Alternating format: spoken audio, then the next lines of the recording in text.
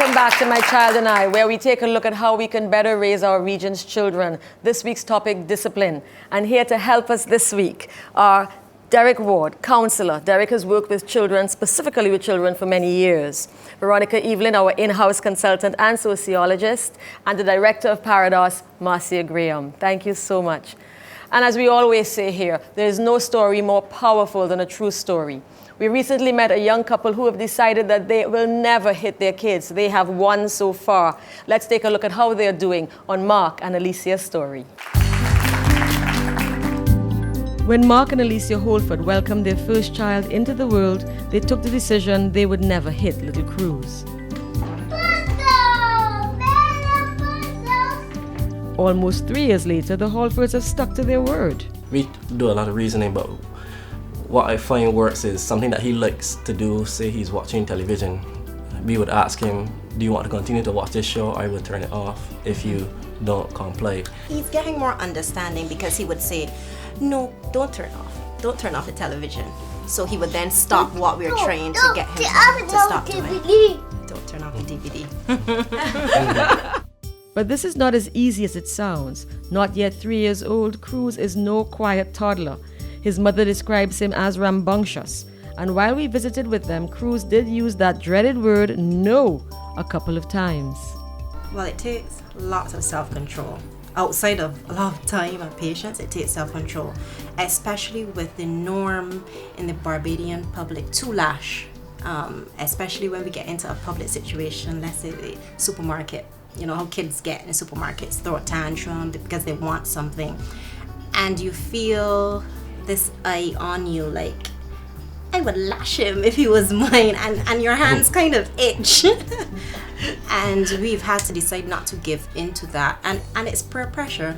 And if we're teaching him not to give into peer pressure, then we ourselves, we don't want to give into the peer pressure of parent peer pressure, lash that child for displaying dislike for something. Right? So that's how it works out for us. It takes a lot of patience, self-control, and it's difficult, but we think it's the best decision, so we stick it out, we persevere. But why did the couple decide to go this route? After all, we've all grown up hearing, spare the rod and spoil the child. Well, when I was growing up, lashing was used as a part of discipline. What I found difficult about it was having to hold in the natural wanting to cry, right? And then that kind of made me develop some anger issues and things that then I had to deal with later in life, and I didn't want him to have to deal with that.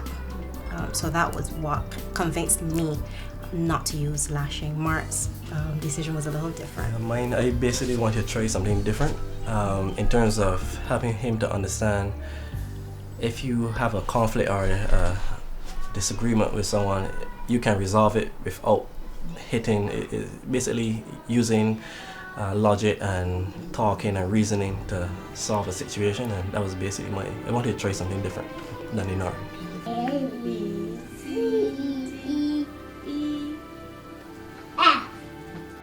And while Cruz can be a handful, his parents are both quite pleased with some of the results they are already seeing in their son.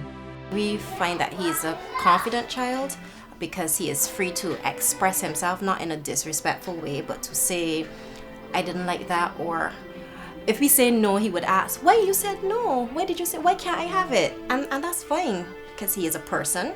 I don't think that we should only give him respect for being a person when he is a teenager. He's a person now, he has likes and dislikes, like how we have likes and dislikes. So for instance, if he doesn't want to eat, we don't lash him to eat. I don't believe in lashing to eat, because he may be full, or he may not feel like food today, like how adults, we don't feel like food every day. So we try to give him freedom to be an individual from this age. So I find that that's one of the major benefits. He's confident in his skin. He's comfortable in being Cruz and expressing himself to us. I want to ask you a question. What's your name? Cruz. Cruz what? Holford. Cruz what? Holford. Can you spell your name? C-R-U-Z Cruz. Wow. And what's your mommy's name? Alicia. And your daddy's name? Margaret. For the Holfords, the parenting journey has just begun. They are very busy with their own business and are hoping to have at least one more child. But what is obvious is that Mark and Alicia are putting a lot of thought into their parenting. To see him as a well-rounded man when he grows up, a person who respects people and their opinions, and not lash out at people because they have a difference of opinion to him, and be able to handle conflict resolution effectively, I would say that would make me proud of our decision. Once he's a wise individual, I'll be very happy. But that's our true goal, that he grows up to be a God-fearing man, and that he is respectable in the community. He can contribute something positive to the nation, whatever it is that he chooses to be, that he does it with excellence and confidence.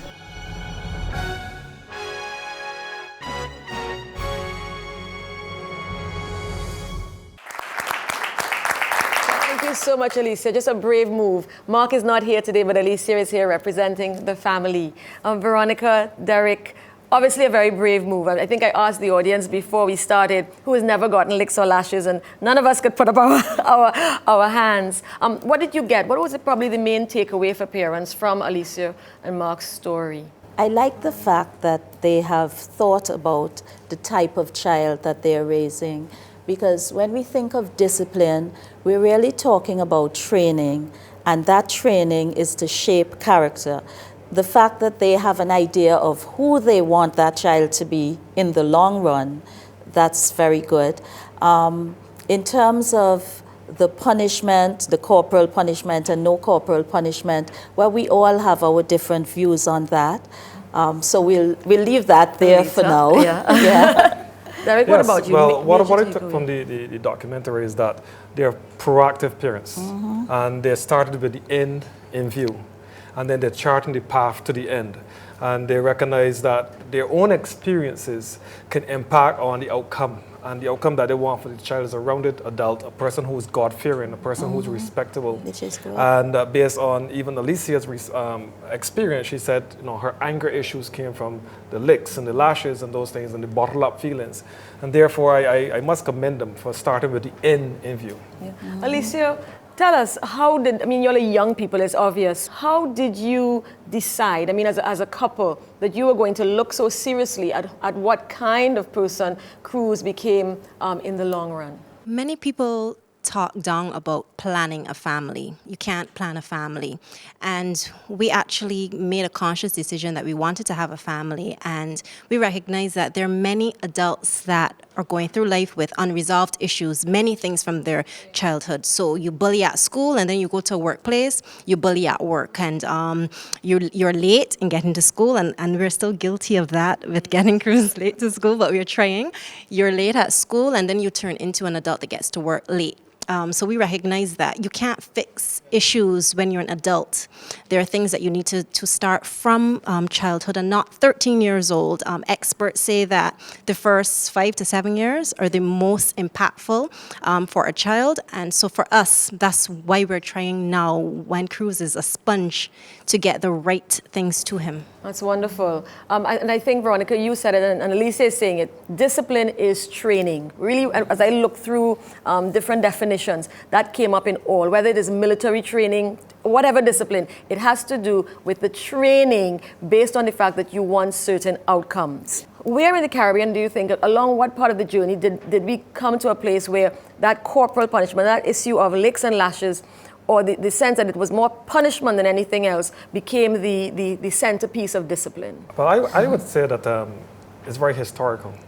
And I would date it back to the days of slavery, where the master, in order to get the slaves to do what they wanted them done, they would beat them.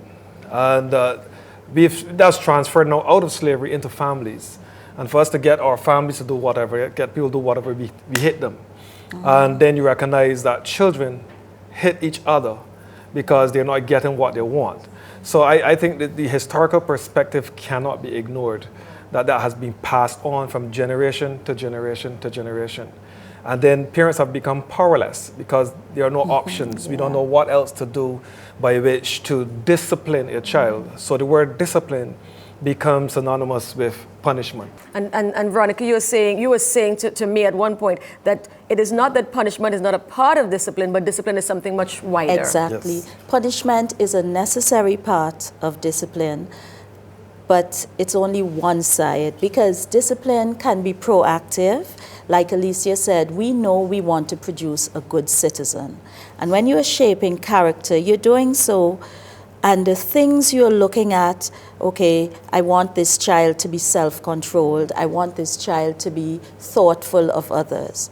So you know what you're working towards. You can be proactive and you can be reactive. The punishment is a part of the reaction. And that's what we want to pull out. I think we've really hit a crux, and I want to pull that out more. We take a break here. My Child and I returns in a moment.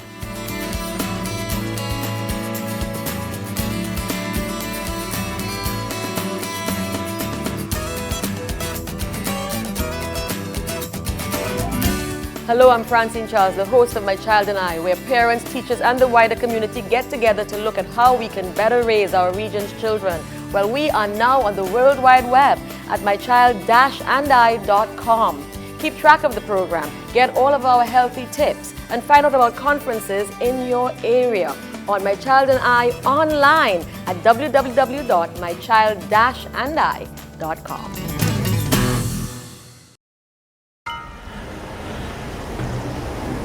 This is the unfortunate event that damaged the house of the family that is insured with United. Homeowners insured with United Insurance don't need to worry about what will happen after a disaster strikes, because they know that United will always be there, helping them put things back together again by providing insurance for houses and contents. Don't worry, you're in safe hands with United.